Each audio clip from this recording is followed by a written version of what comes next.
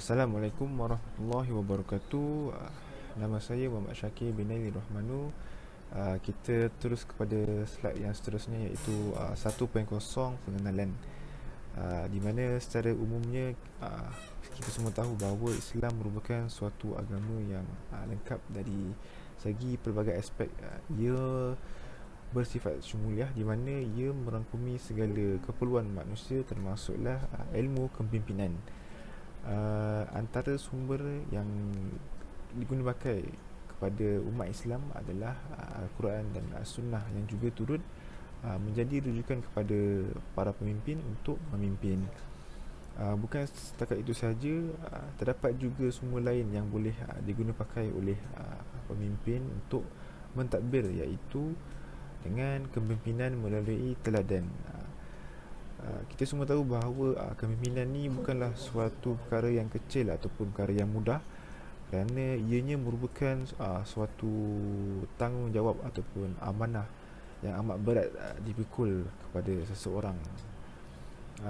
Biden 2019 juga turut mengatakan bahawa pemimpin adalah golongan yang diberi mandat ataupun kepercayaan kepada oleh rakyatnya untuk bertanggungjawab memegang pemerintahan sesuatu kerajaan ataupun organisasi maupun institusi. Oleh yang demikian, pada hari ini kumpulan kami akan mengupas bagaimana kepimpinan-kepimpinan zaman terdahulu memimpin kerajaan mereka, yang juga boleh dijadikan teladan kepada kepimpinan pada masa kini. Assalamualaikum warahmatullahi wabarakatuh. Nama saya Muhammad Anish Farhan Bermezi, nombor matriks 202119383. Okey, next kita pergi kepada konsep kepimpinan. Okey, next kita pergi kepada dimensi kepimpinan. Okey, untuk menjelaskan takrif kepimpinan, terbagi kepada 4 dimensi, iaitu yang pertama adalah kualiti insan. Okey, kualiti insan ialah pemimpin yang mempunyai keyakinan diri, membuat keputusan yang baik dan bersosial. Okay. And then next kita pergi pada kepimpinan dari latihan, iaitu membentuk disiplin yang baik bagi memperolehi kemahiran memimpin. Untuk menjadi pemimpin, kita hendaklah mempunyai disiplin yang baik dan juga kemahiran dalam memimpin. Okey, next kita pergi kepada tingkah laku yang baik sebagai salah satu dimensi. Okey, tingkah laku yang baik iaitu orientasi tugas pemimpin. Ia menonjolkan jenis tingkah laku utama dalam orientasi tugas pemimpin, iaitu berorientasikan tugas dan berorientasikan manusia. Okey, next kita pergi kepada interaksi. Interaksi adalah seperti kelebihan komunikasi dua hala yang mentakrifkan kepemimpin antara pemimpin dan pengikutnya. Apabila adanya komunikasi dua hala ni di antara pemimpin, maka mudahlah untuk berurusan dengan orang bawahan, untuk berurusan dengan masyarakat. Sebab itulah pentingnya interaksi ini di dalam pemimpin. Okey. Okey, next kita pergi kepada definisi kepimpinan. Okey, kepimpinan menurut Islam ialah amanah yang mesti dilaksanakan dengan sebaik-baiknya dengan pemimpin itu bertanggungjawab mengurus, mentadbir dan menjaga apa yang telah diberikan kepadanya. Itu adalah definisi kepimpinan. Okey, hal ini juga termasuk dalam perkara menjaga diri daripada melakukan aktiviti yang tidak baik dan melaksanakan tugas dan dengan kewajipan-kewajipan yang telah diberikan kepadanya dengan baik dan juga saksama. Perkara ini adalah perkara yang perlu dijaga oleh seorang pemimpin untuk memastikan kepimpinan itu berjaya. Okey, next, antara konsep-konsep kepimpinan ialah qudwah hasanah. Okey, qudwah hasanah ialah mengurus panca indera untuk sentiasa mengikut Tuhan sepenuhnya dan menjauhi larangannya. Okey, apakah objektif qudwah hasanah ini? Okey, objektifnya adalah untuk mempertingkatkan kualiti hidup diri sendiri agar menjadi contoh atau menjadi qudwah hasanah yang akan menghasilkan pemimpin yang menjadi ikutan ramai serta kepimpinan kepada orang lain dan juga masyarakat. Okey, Seterusnya ialah keseimbangan bersepadu. Okey, keseimbangan antara kepentingan roh dan jasad antara pertumbuhan pembangunan rohani. Okey, pemimpin mesti dipilih dari kalangan individu yang paling berwibawa dan berkelayakan untuk mencapai matlamat pemimpin tersebut, kerana menyerahkan kuasa kepada orang yang tidak terlatih atau sesuai adalah pengkhianatan kepada Allah dan Rasulnya. Kita hendaklah memilih pemimpin yang taat, pemimpin yang mempunyai kemahiran, pemimpin yang mempunyai uh, tanggungjawab untuk melaksanakan tugas tersebut. Okey, next kita pergi kepada amanah. Amanah yang mesti ditunaikan untuk kebahagiaan manusia keseluruhannya. Okey, ia bukan sahaja sebagai tugasnya sebagai masyarakat sahaja, tetapi dia juga melibatkan pemimpin kepada keluarga, rumah, negara. Hal ini semata-mata untuk bukan semata-mata untuk memperoleh kekayaan, status, kesenangan hidup di dunia semata-mata, tetapi untuk menyampaikan syiar Allah, untuk melaksanakan tugas-tugas yang diperintahkan oleh Allah SWT kepada kita, iaitu menjaga kesejahteraan hidup, menjaga masyarakat, menjaga hubungan di antara keluarga dan masyarakat dan sebagainya. Okey, next kita pergi kepada tanggungjawab. Tanggungjawab melaksanakan amal ma'ruf nahi munkar yang melakoni segala yang dituntut oleh syarak adalah berkaitan dengan konsep kepimpinan. Okey. Menegaskan bahawa definisi kepimpinan Islam ialah menegakkan syiar Allah di semua peringkat dan peringkat tanggungjawab. Sebagai contoh, seorang lelaki yang berkeluarga mempunyai tugas yang lebih besar daripada individu yang tidak mempunyai tanggungjawab, kerana dia mesti memenuhi kewajipannya terhadap dirinya dan juga keluarganya dengan memberi nafkah, makan, minum dan sebagainya. Okey. Konsep kepimpinan Islam adalah berteraskan konsep khalifah Allah Subhanahu Wa Taala, iaitu bersabda. Allah SWT bersabda yang bermaksud setiap manusia Muslim mukmin adalah pemimpin yang bertanggungjawab memimpin dirinya, keluarganya serta ahli-ahli di bawah jagaannya.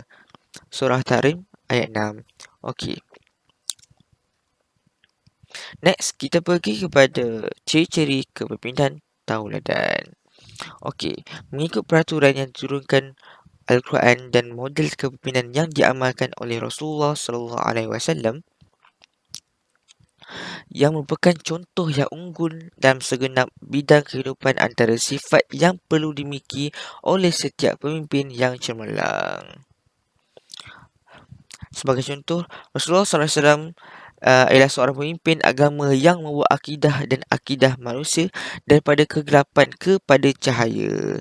Baginda juga merupakan seorang pemimpin yang berjaya menubuhkan kerajaan yang lebih baik yang merangkumi semua aspek kewujudan manusia, termasuk politik, pentadbiran, ketahanan negara, ekonomi, pendidikan, kehidupan sosio budaya seluruh penduduk dan sebagainya. Okey. Kenapa saya cakap Rasulullah SAW adalah salah satu contoh yang terbaik, kerana di samping memimpin negara, memimpin dunia, memimpin kesejahteraan dunia, beliau juga tidak lupa akan akhirat dengan membawa akidah-akidah masyarakat kepada jalan yang benar.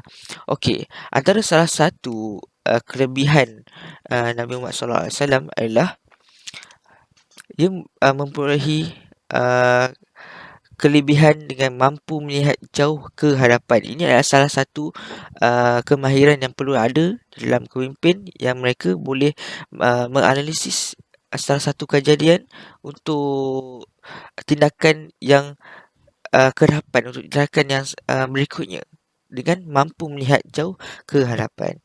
Okey, yang kedua adalah peranan hikmah sebagai ketua negara. Rasulullah SAW mempunyai peranan yang penting di dalam memimpin sesebuah negara. Okey. Next, kebolehan Rasulullah SAW ialah kebolehan pentadbiran dan pertimbangan dalam memilih pekerja untuk mewakilkan tugas pentadbiran. Nabi Muhammad SAW diutuskan dengan tugas dan tanggungjawab tertentu seperti firman Allah SAW dalam surah Al-Ahzab ayat 45 hingga 46 yang bermaksud, "Wahai Nabi, sesungguhnya kami mengutuskan kamu sebagai saksi dan pembawa berita gembira serta pemberi amaran dan juga sebagai penyuruh kepada agama Allah dengan taufik yang diberinya dan sebagai lampu yang menerangi." Okey. Daripada ayat ini kita boleh lihat Rasulullah SAW sebagai tanggungjawab sebagai amanah kepada Allah SWT dengan memberikan amaran, memberikan petunjuk kepada umat-umatnya.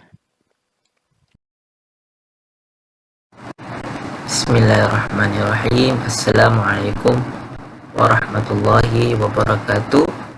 Nama saya Muhammad Ihsan bin Muhammad Fauzi dan saya akan menerangkan berkaitan pola kepimpinan. Baik, menurut surah Haman dan Feri, pemimpin berasal dari kata pimpin yang memberi maksud bimbing dan tuntun. Ia melibatkan dua pihak, iaitu pihak yang dipimpin dan yang memimpin. Secara etimologi, kepimpinan merujuk kepada suatu proses mempengaruhi pengikut mereka dalam usaha mencapai tujuan sesebuah organisasi. Kejayaan atau kegagalan sebuah organisasi sangat bergantung kepada pemimpin yang mentadbir organisasi tersebut. Kepimpinan yang berkesan dapat membantu ke arah pencapaian objektif organisasi. Maka berikut adalah beberapa pola kepimpinan, iaitu autokratik, demokratik dan laissez-faire.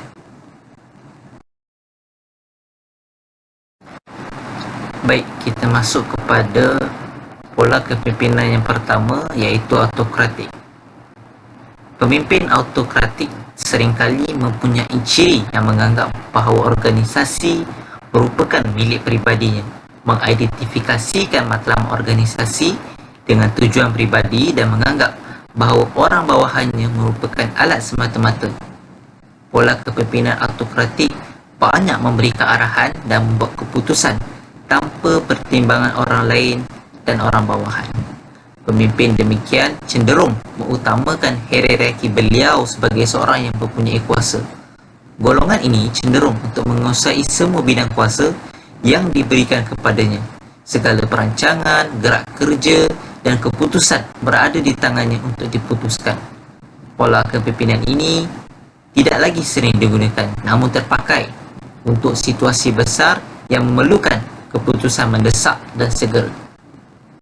Baik, kita masuk kepada pola kepimpinan demokratik. Pola kepimpinan demokratik merupakan pemimpin yang selesa melibatkan semua pihak termasuk orang bawahannya untuk membuat sebarang keputusan ataupun tindakan. Pendekatan yang diambil dalam pola kepimpinan ini adalah melalui mesyuarat dan perbincangan di mana berlakunya proses pengagihan kerja kepada semua pihak yang terlibat. Melalui proses ini, setiap pihak akan lebih yakin dan berlapang dada dalam melakukan tugas mereka, maka secara tidak langsung dapat meningkatkan kualiti operasi organisasi tersebut. Pola kepimpinan demokratik juga berpandangan bahawa manusia itu merupakan makhluk temuria. Maka mereka senang, pemimpin ini senang mendapat kritikan dan maklum balas daripada orang bawahannya. Mereka terus berusaha untuk memastikan orang bawahan mereka turut merasai kejayaannya tersendiri. Dan yang terakhir, pola kepimpinan laissez-faire. Pola kepimpinan laissez-faire merupakan pola kepimpinan yang memberikan kebebasan penuh ataupun kebebasan mutlak kepada orang bawahannya. Bagaimana tindakan dan keputusan yang dibuat oleh organisasi bukanlah sesuatu yang penting bagi pimpinan tersebut. Keutamaan kepimpinan begini adalah hanya untuk melihat organisasi mencapai matlamat yang mereka persetujui bersama. Pemimpin yang mengamalkan pola kepimpinan begini seringkali mengabaikan orang bawahan kerana beranggapan bahawa mereka dapat berfikir dengan wajar. Bahkan, pemimpin tersebut pada kebiasaannya tidak mempedulikan hasil kerja organisasi kerana tidak mempedulikan jawatan itu sendiri. Bismillahirrahmanirrahim. Assalamualaikum warahmatullahi wabarakatuh. Nama saya Muhammad Azin Naim bin Hazni dan nombor matrik saya adalah 2021102705. Dan saya akan membentangkan tentang 2.3 iaitu kepimpinan zaman Rasulullah dan para sahabat. Okey, baiklah, kita masuk kepada 2.3.1 iaitu kepimpinan pada zaman pemerintahan Rasulullah SAW. Sebelum itu kita mestilah kenal dahulu Nabi atau Rasul kita, iaitu Nabi kita adalah nama baginda adalah Muhammad bin Abdullah bin Abdul Muttalib bin Hashim. Baginda merupakan keturunan Nabi Ismail. Baginda juga dilahirkan di Mekah pada 12 Rabiul Awal. Baiklah, pada usia 25 tahun baginda telah berkahwin dengan Khadijah, iaitu isteri pertama baginda. Khadijah tertarik dengan sifat kejujuran baginda. Okey, oleh itu Khadijah memutuskan untuk berkahwin dengan baginda. Baginda telah menjadi orang yang sangat dihormati di Mekah dan orang ramai juga memberi gelaran Al-Amin, iaitu yang jujur, kepada baginda dan sering menjadi rujukan orang ramai, iaitu baginda menjadi rujukan kepada orang ramai bagi menyelesaikan sebarang pertikaian ataupun masalah yang berlaku di kalangan mereka. Seterusnya kita masuk kepada kisah peletakan Hajar Aswad. Itu kisahnya bermula apabila Kaabah menjadi rosak, sebahagiannya disebabkan oleh hujan dan banjir. Okey, pada waktu itu orang Quraisy ingin mengubah suainya dan setiap puak mengambil tanggungjawab untuk membaiki sebahagian daripada Kaabah. Walau bagaimanapun konflik antara suku hampir tercetus. Konflik ini tercetus akibat daripada isu siapa yang akan meletakkan Hajar Aswad yang suci ke tempatnya yang sepatutnya, kerana ia merupakan penghormatan yang besar bagi kaum tersebut. Berikutan perdebatan hangat yang berlangsung secara yang langsung lama, salah seorang pemimpin Quraisy telah mencadangkan bahawa lelaki pertama yang memasuki halaman Kaabah dari pintu tertentu akan dipilih untuk memberi cadangan dan setiap orang harus menerima keputusannya. Okay, mereka semua menerima tawaran ini dan tidak lama kemudian baginda SAW muncul di pintu gerbang Kaabah. Pemimpin Quraisy terus berjumpa dengan baginda, kemudian menjelaskan masalah yang dihadapi oleh mereka dan meminta penyelesaian daripada baginda. Mendengarkan masalah mereka, baginda meminta mereka untuk membawa sehelai kain. Apabila telah disediakan, baginda menghamparkan kain tersebut di atas tanah dan meletakkan Hajar Aswad di atasnya. Selepas itu baginda mengajak setiap ketua suku untuk memegang kain dari setiap sudut. Kemudian mereka mengangkatnya ke tempat di mana Hajar Aswad akan diletakkan dan baginda sendiri akan meletakkan Hajar Aswad ke tempatnya. Okay, perbalahan yang boleh tercetus antara suku kaum yang tadi tu telah dihalang oleh keputusan yang bijak dan pantas daripada baginda SAW. Seterusnya, menepati janji. Perjanjian Hudaibiyah adalah contoh yang baik untuk menguraikan aspek pemerintahan baginda. Okay, baginda sangat menepati janji, iaitu kita ambil contoh daripada perjanjian Hudaibiyah, iaitu pada tahun 6 Hijrah.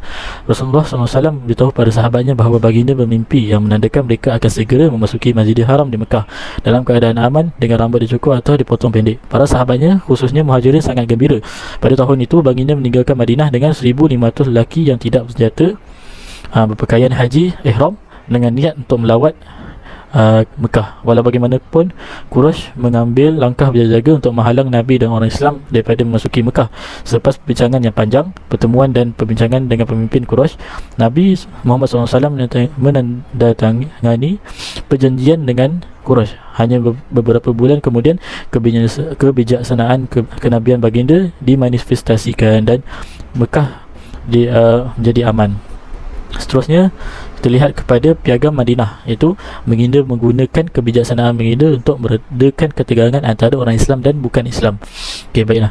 Penghijrahan baginda ke Madinah meningkatkan ketegangan politik. Pada masa itu, pemimpin Yahudi Abdullah bin Ubay sepatutnya menjadi pemimpin Madinah, tetapi ini menjadi mustahil kerana terdapatnya kedatangan golongan Muslim. Menyedari ketegangan dan punca yang mendasarinya, Nabi Muhammad SAW menyelesaikan semua masalah yang dihadapinya secara teliti dan bijak.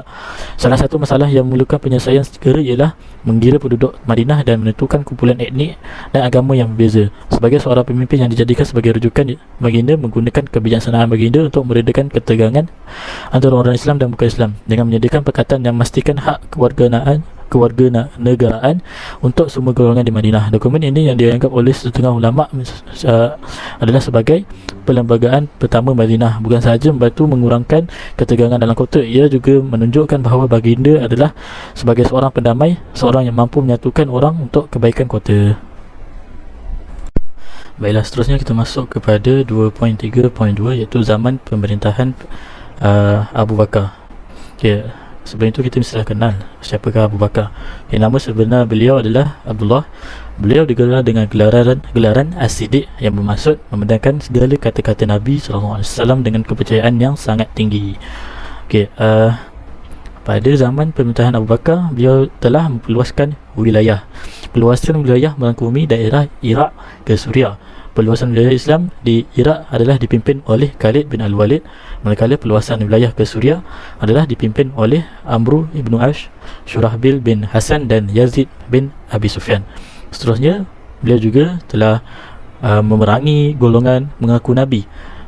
Bagi masalah golongan yang mengaku diri mereka Nabi, golongan ini telah pun lama muncul sejak daripada zaman pemerintahan Nabi Muhammad SAW lagi. Cumanya mereka tidak berani untuk menyebarkan ideologi mereka secara besar-besaran, dan Abu Bakar juga perangi golongan ini secara keras. Dan ketiga, munculnya golongan murtad. Kemunculan golongan-golongan murtad adalah disebabkan oleh keimanan mereka yang tidak teguh. Akibat daripada kewafatan Nabi SAW, iman mereka menjadi semakin rapuh dan goyah. Abu Bakar mengambil tindakan yang tegas ke atas golongan yang murtad dengan cara memerangi golongan ini secara besar-besaran. Seterusnya, perangi golongan tidak membayar zakat. Golongan yang tidak mahu membayar zakat telah menggunakan alasan bahawa zakat tidak wajib dikenakan kepada setiap orang yang merdeka. Segala kekacauan yang terjadi ini telah menyebabkan Khalifah Abu Bakar bertindak secara besar-besaran dan agresif dengan berlakunya peperangan Riddah, iaitu peperangan dengan golongan-golongan Arab yang murtad. Segala kekacauan yang timbul diperangi habis-habisan oleh Abu Bakar kerana kekacauan tersebut boleh merosakkan agama Islam, dan tindakan bijak Abu Bakar telah menyelamatkan kesucian agama Islam dan memberikan keamanan kepada semua golongan. Walaupun pada pemerintahan Abu Bakar terdapat banyak kekacauan, namun banyak juga sumbangan yang telah diberikan Abu Bakar kepada agama Islam. Itu contoh seperti Abu Bakar bertindak dalam mengumpulkan ayat-ayat Al-Quran yang berselerak di merata tempat. Okey, itu saja. Bismillahirrahmanirrahim. Assalamualaikum warahmatullahi wabarakatuh. Nama saya Tengku Ahmad Taqiyuddin bin Tengku Kahar. Nombor matrik 2021-100481. So saya akan pada bahagian saya akan mentangkan berkenaan dengan khalifah yang ketiga, iaitu dalam sejarah Khalifah Ar-Rashidin, yang mana iaitu Khalifah Sayyidina Uthman ibn Affan. Terdapat beberapa siri terladan yang boleh kita contohi untuk menjadikan beliau rujukan sebagai seorang pemimpin. Yang pertama adalah beliau adalah seorang yang sangat tegas dalam akidah dan ibadah.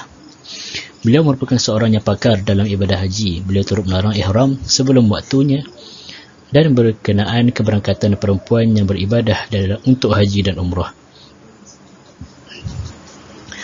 Beliau adalah seorang yang sangat tegas dalam ibadah. Beliau juga turut melakukan beberapa penambahbaikan dalam ibadah yang tidak bercanggah dengan asas ibadah tersebut, iaitu pertamanya ialah menambah azan kedua ketika khatib naik ke atas mimbar untuk khutbah Jumaat. Beliau juga mandi setiap hari sejak masuk Islam bagi menjaga kebersihan diri, dan juga beliau membaca kunut sebelum rukuk. Jadi berikut seperti yang saya sebut tadi adalah antara ibadah-ibadah yang dilakukan dan dengan tanpa menyalahi hukum asal satu ibadah. Seterusnya, beliau adalah seorang yang sangat zuhud. Pernah suatu ketika Khalifah Uthman menarik seekor keldai dan membonceng pembantunya, sedangkan pada waktu itu beliau adalah seorang khalifah. Jadi sebagaimana kita tahu, sebagai seorang khalifah ataupun sebagai seorang pemimpin, selayaknya seorang pemimpin itu diangkat ataupun dimuliakan berbanding kerana beliau adalah seorang yang paling tinggi dalam anggota masyarakat. Akan tetapi Sayyidina Uthman bin Affan memilih untuk menjadi seorang yang sangat zuhud. Sebagai buktinya, beliau menarik keldai yang di atas keldai itu ada pembantu dia. So dia tarik keldai, pembantu dia ada kat atas keldai tu, dia bawa keldai tu. Antara contoh lain adalah sebagaimana kita tahu Khalifah Sayyidina Uthman bin Affan ini adalah merupakan seorang usahawan ataupun saudagar yang sangat kaya raya. Dengan keadaan harta beliau yang banyak itu, dengan keadaan harta ternakan haiwan-haiwan ternakan beliau yang sangat banyak menjadikan beliau seorang yang sangat kaya, beliau juga memilih untuk menjadi zuhud. Hati beliau memilih untuk menjadi zuhud dan tidak terlalu menunjukkan kemegahan beliau yang mana beliau adalah seorang pemimpin dan seorang yang sangat kaya raya. Seterusnya, beliau turut memberikan hak untuk membetulkan khalifah. Uthman bin Affan mengatakan, jika berdasarkan kitabullah, kalian melihat kakiku wajib digari, maka garilah kakiku. Ini dapat dilihat, ini menjadi bukti ataupun contoh kepada kita jika suatu hari nanti kita menjadi pemimpin, maka kita melakukan kesilapan, maka terimalah teguran tersebut. Seperti mana kisah Sayyidina Uthman ketika sebagai kelompok memperbetulkan kesalahan-kesalahan Sayyidina Uthman bin Affan dalam kebijakan pemerintahan dan pegawai-pegawai jabatan serta orang ramai datang kepadanya dan memperbetulkan perbuatan-perbuatannya, maka beliau bersedia mendengar keinginan mereka. Beliau tidak mengingkari hak ini dan beliau menampakkan kesediaan untuk memperbaiki perkara yang barangkali beliau mengalami kekeliruan. Kita adalah sebagai seorang manusia yang kerap melakukan kesilapan, maka perlunya orang-orang di sekeliling kita untuk memperbetulkan kita sekalipun kita adalah seorang pemimpin. Maka kita perlu mendengar siapa sahaja yang ingin menegur kita. Seterusnya, beliau menjunjung tinggi keadilan dan persamaan. Pernah suatu ketika beliau mengenakan hukuman hudud kepada Gubernur Kufah pada waktu itu, iaitu Al-Walid ibn Uqbah, yang mana beliau merupakan seorang sepupu beliau.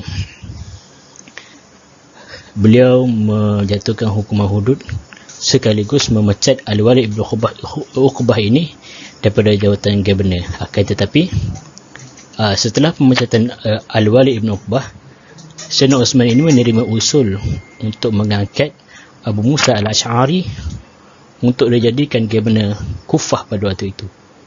Akan tetapi penduduk Kufah pada waktu itu tidak bersetuju dan ingin meminta orang lain sebagai Gubernur penduduk Kufah. Maka Sayyidina Uthman menerima penolakan Abu Musa al-Ash'ari sebagai Gubernur dan menerima orang yang dipersetujui oleh penduduk-penduduk Kufah. Seterusnya adalah Khalifah Khulafaur Rasyidin yang kedua, iaitu Sayyidina Umar Al-Khattab radhiyallahu anhu.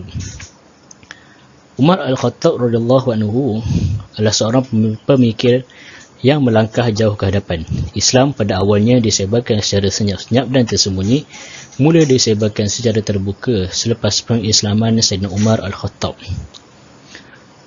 Seterusnya, pemimpin yang biasa dengan musyawarah. Setiap kali musim haji tiba, beliau akan mengumpulkan semua gubernur dari setiap wilayah jajahan untuk membincangkan berkenaan isu negara. Jadi, sebagaimana kita tahu, zaman kepimpinan Sayyidina Umar ini, Islam tersebar luas. Tanah jajahan ataupun negara-negara di jajahan Islam ini sangat besar.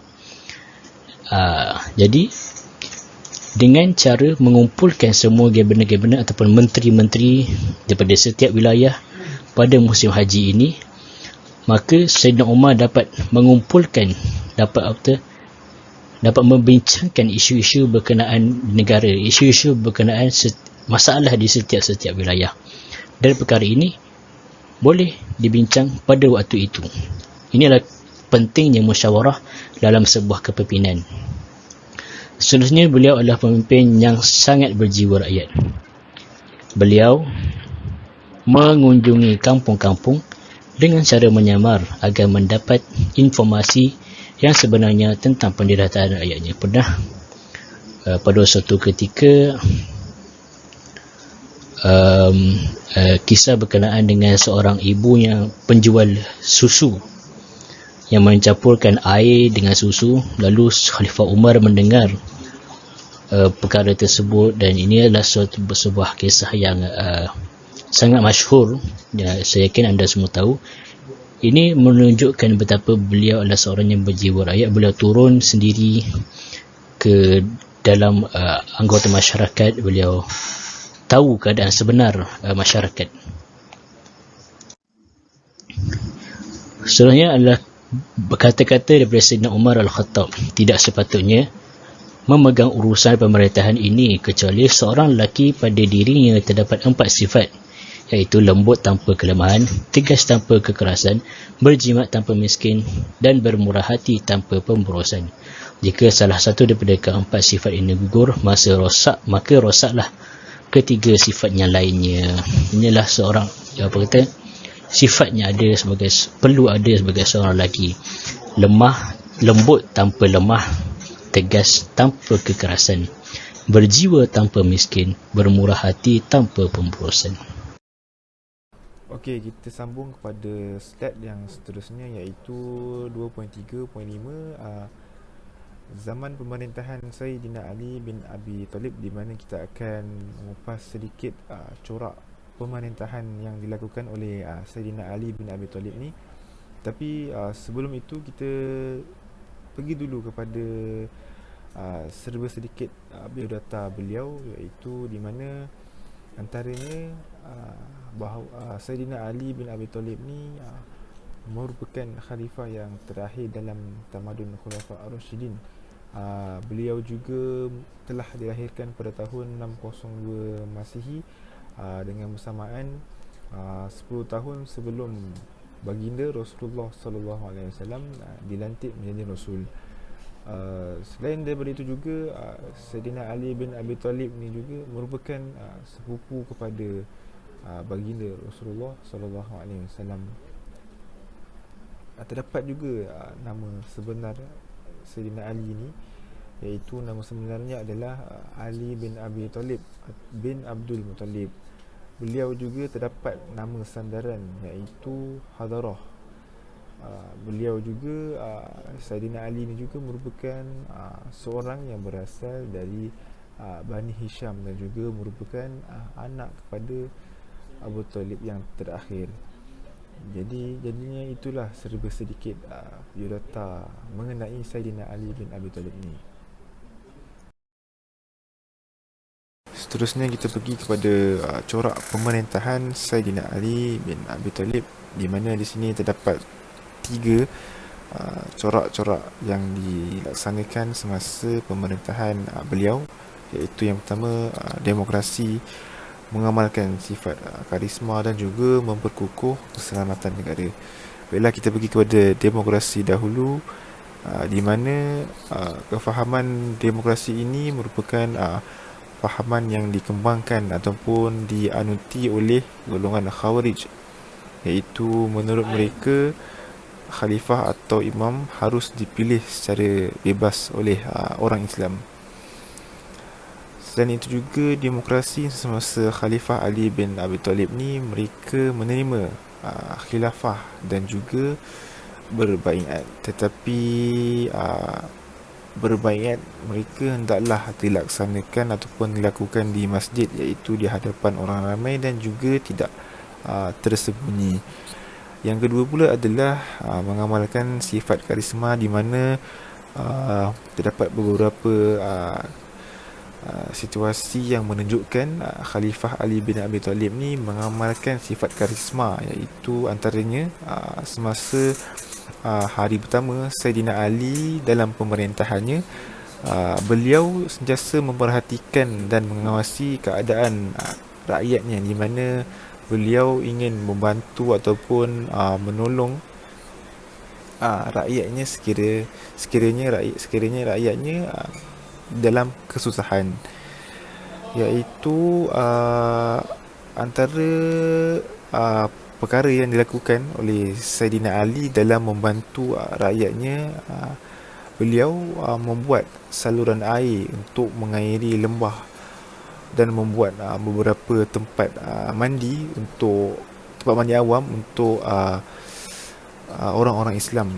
Beliau juga seringkali ke pasar sambil memperingatkan para penjual untuk memahami fiqh muamalah ataupun fiqh dalam perniagaan, di mana beliau amat menitik beratkan ilmu fiqh kepada rakyatnya. Seterusnya kita lihat kepada isi yang ketiga, iaitu corak pemerintahan yang turut juga dilakukan semasa pemerintahan Saidina Ali, iaitu memperkukuh keselamatan negara, iaitu di mana di dalam pemerintahan beliau, Saidina Ali bin Abi Thalib ni berusaha untuk mengekalkan kepintaran Khalifah Umar bin Khattab dalam banyak aspek. Antaranya adalah dalam seperti membaiki dan menyusun arkib negara dengan tujuan untuk memelihara ataupun menyimpan dokumen khalifah. Seterusnya adalah beliau juga turut menubuhkan pejabat hajib, iaitu perbendaharaan, dan juga turut menubuhkan pejabat syahib syurta, iaitu pasukan pengawal, iaitu dengan hanya untuk satu tujuan, iaitu memperkukuhkan lagi keselamatan negara semasa pemerintahan beliau. Jadinya ketiga-tiga ini adalah corak ataupun strategi yang dilaksanakan semasa zaman pemerintahan Saidina Ali bin Abi Thalib, yang juga boleh dijadikan sebagai teladan kepada kepimpinan pada masa kini. Okey, baiklah, kita masuk kepada 3.0, iaitu metodologi kajian. Okay, yang pertama, kumpulan kami telah melakukan penyelidikan sejarah, iaitu mendapatkan maklumat mengenai sejarah kepimpinan melalui tauladan, seperti mendapatkan maklumat tentang sejarah kepimpinan Rasulullah SAW, kepimpinan sahabat-sahabat dan sebagainya. Yang kedua, cara kami mengumpulkan maklumat adalah dengan tinjauan dokumentasi, iaitu kaedah dokumentasi adalah cara mengumpulkan maklumat mengenai kajian yang dilakukan oleh pengkaji melalui kajian pustakaan, iaitu kami menyelidiki segala buku-buku yang terdapat di pustakaan dan buku-buku yang berkaitan dengan kajian kami. Seterusnya, pencarian internet, iaitu mencari artikel-artikel berkaitan kajian di internet yang berkaitan dengan tajuk kami. Itu saja daripada saya. Terima kasih. Assalamualaikum warahmatullahi wabarakatuh. Kita pergi kepada perbandingan kepimpinan Islam dengan Barat. Mesti korang nak tahu apakah perbandingan antara kepimpinan Islam dengan kepimpinan Barat. Okey. Perbezaan antara kepimpinan Islam dan juga kepimpinan Barat. Okey, kepimpinan Islam ni ialah berasaskan amanah dan takwa, manakala kepimpinan Barat berorientasikan keadaan yang berubah-ubah. Okey, berorientasikan keadaan yang berubah-ubah ni bermaksud pendirian mereka tidak tetap, mereka mengubah mengikut situasi, mengikut keadaan. Manakala kepimpinan Islam yang berteraskan dan berpandukan Al-Quran dan Sunnah yang telah lama adanya. Okey, next, apakah kepimpinan Islam dan juga kepimpinan Barat? Okey, tanggungjawab yang suci dipikul oleh seorang khalifah Allah di bumi mengikut kehendak Allah SWT adalah salah satu kepimpinan Islam. Manakala kepimpinan Barat memberi fokus pada matlamat tertentu dalam aspek kehidupan sahaja.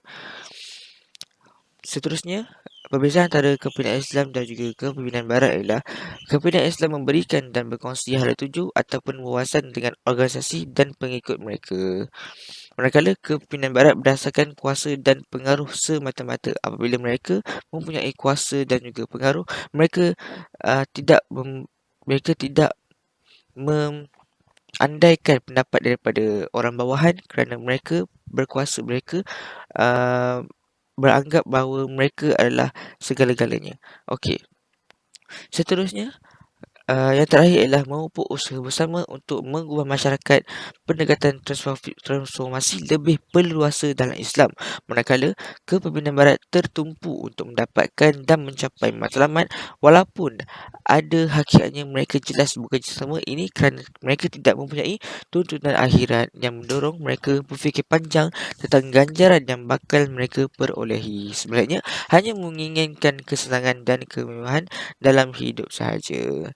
Okey, hal ini berbeza dengan kepimpinan Islam kerana kepimpinan Islam mempunyai ganjaran, iaitu mendapat pahala, mendapat ganjaran pahala dan sebagainya, manakala kepimpinan Barat mereka tidak mempunyai ganjaran, mereka tidak mendapat apa-apa. Bahkan mereka hanya mendapat kesenangan di dunia sahaja. Berbeza dengan Islam, mereka dapat kesenangan di dunia dan juga di akhirat.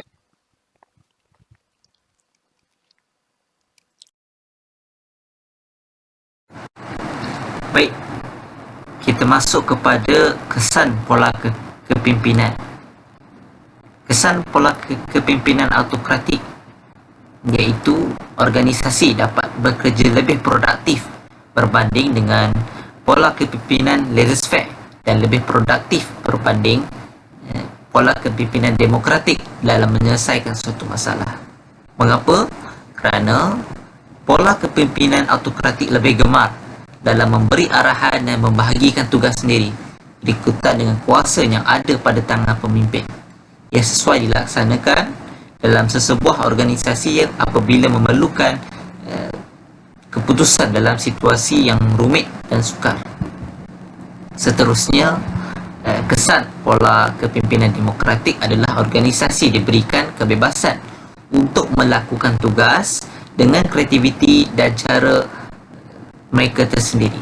Pemimpin demokratik mampu untuk menjadi peneraju organisasi yang cemerlang kerana sedar dengan keupayaannya sebagai pemimpin kepada orang bawahannya, serta berupaya mewujudkan sikap kerjasama antara orang bawahannya. Dan yang terakhir, kesan pola kepimpinan laissez-faire adalah organisasi tersebut seolah-olah tidak mempunyai pemimpin. Kerana apa? Kerana setiap pihak melakukan tugas mereka sendiri tanpa sebarang pemantauan daripada pihak atasan. Pola kepimpinan begini tidak sesuai diaplikasikan dalam organisasi besar kerana setiap proses gerak kerja yang kompleks seterusnya memberikan kesan yang negatif yang besar sekiranya dapatan kerja yang dilakukan tidak memberangsangkan.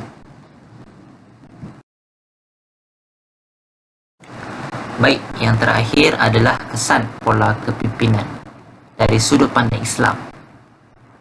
Dari sudut pandang Islam, tugas utama pemimpin bukanlah untuk mempengaruhi pengikutnya, tetapi untuk menegakkan ummah dan melaksanakan sistem kehidupan kerana Allah menurut nilai-nilai Islam.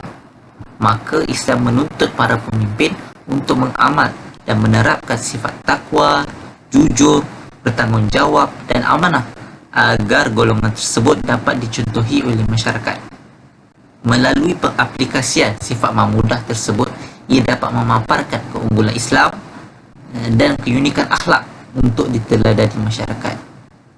Konsep ataupun gaya kepimpinan Islam yang sebenar adalah berteraskan konsep manusia adalah khalifah Allah Subhanahu Wa Taala di muka bumi, seperti mana yang disebut dalam firman Allah dalam surah At-Tahrim dan surah Al-Baqarah. Maka pemimpin juga turut diamanahkan dengan tugas menegakkan amar ma'ruf dan nahi munkar, iaitu menegakkan syiar Allah dalam pelbagai aspek kehidupan seperti akidah, syariah dan akhlak. Kepimpinan bukanlah sesuatu ganjaran kepada individu menurut sudut pandang Islam untuk dipohon dan ditawarkan diri.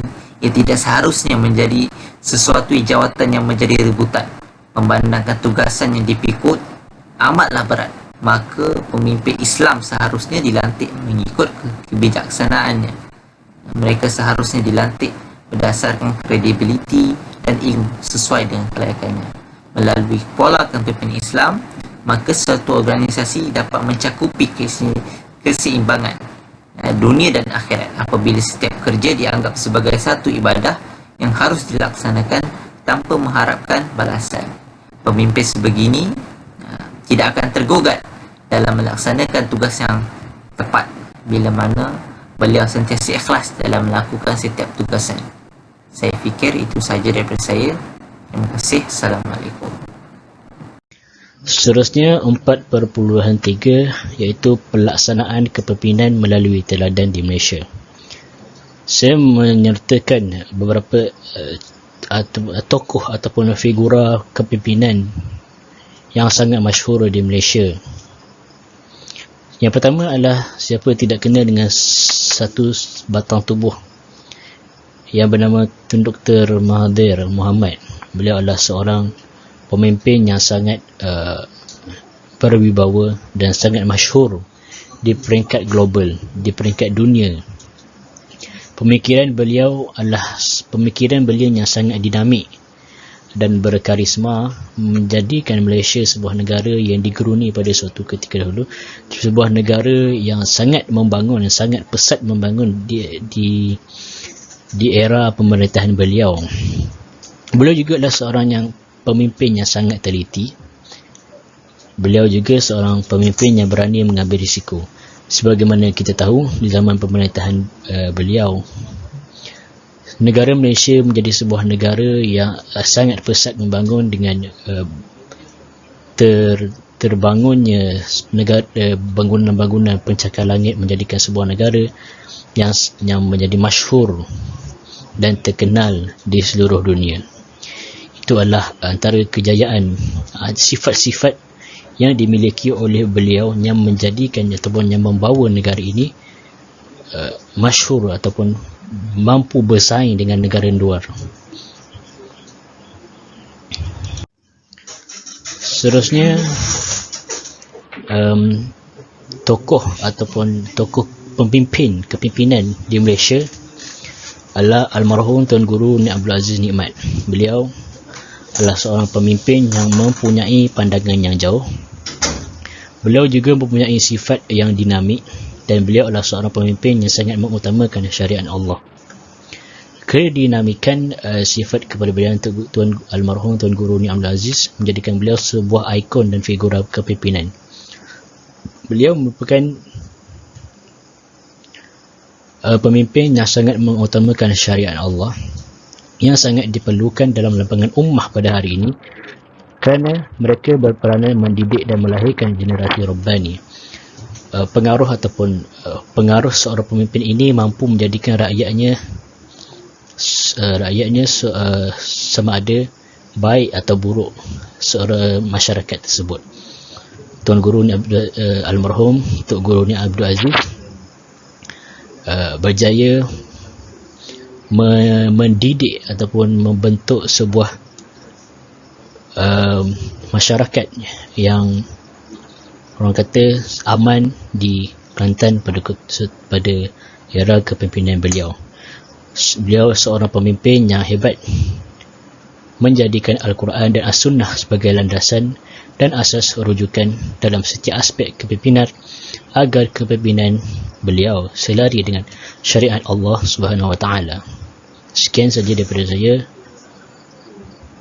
Terima kasih. Kita beralih kepada slide yang seterusnya, iaitu 5.0 kesimpulan, di mana secara keseluruhannya pembentangan pada hari ini kita dapat simpulkan bahawa kepimpinan melalui teladan amatlah penting untuk dilaksanakan ataupun dipraktikkan oleh setiap pemimpin, kerana daripada teladan tersebut kita dapatkan menimba pelbagai ilmu ataupun pengetahuan baharu, dan juga dapat mengkaji kekurangan ataupun kelebihan yang terdapat dalam sesebuah kepimpinan terdahulu. Selain itu juga, strategi ataupun cara kepimpinan merupakan suatu perkara yang penting untuk diambil tahu ataupun diambil cakna dalam sesebuah organisasi ataupun sesebuah pentadbiran, lebih-lebih lagi dalam pentadbiran yang mentadbir sesebuah organisasi yang besar. contohnya sebagai mentadbir sesebuah negara. Tadinya saya rasa itu sahajalah pembentangan pada hari ini daripada kumpulan kami. Sekian, Assalamualaikum warahmatullahi wabarakatuh dan terima kasih.